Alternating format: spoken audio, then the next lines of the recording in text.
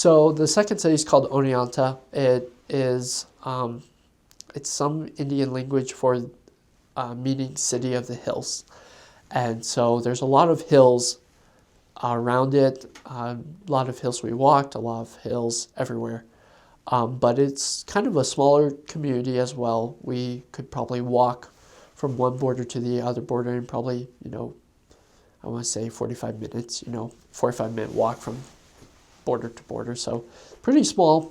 A lot of people there that have been there for a while. Their parents have been there, not much growing up, moving out, staying in the same spot. An interesting thing is it had 2 universities. So for being so small, it had 2 universities, which meant there were a lot of people we could continually talk to, going on to colleges. But it also meant a lot of people would come and go. And so we talked to a lot of college students, but then they would leave, to go home. And so it's like, okay, well, try this person when they come back. Try this person when they come back. That was a lot. But it was just a small little community, a lot of interfaith working, like a lot of the churches work together to do service projects or dinners or to give service to homeless. And so that was really neat to be able to see that interfaith movement working together.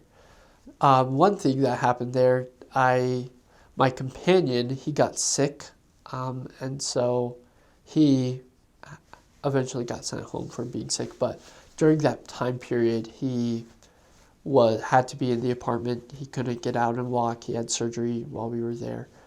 And so during that time, it was about 3 months that he was in the apartment, and so I had to be in the apartment with him.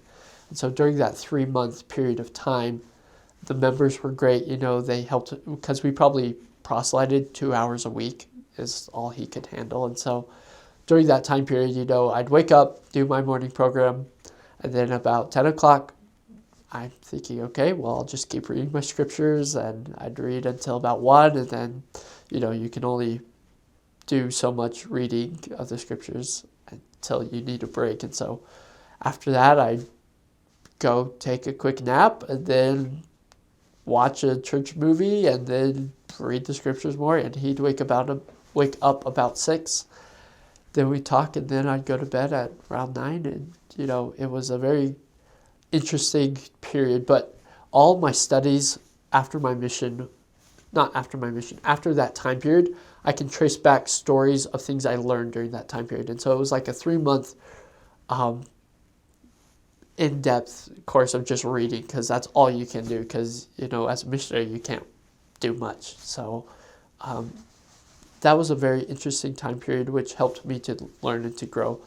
But the members were super helpful during that time period as well. So that's probably the most memorable, because it affected me for a while after that. But yeah.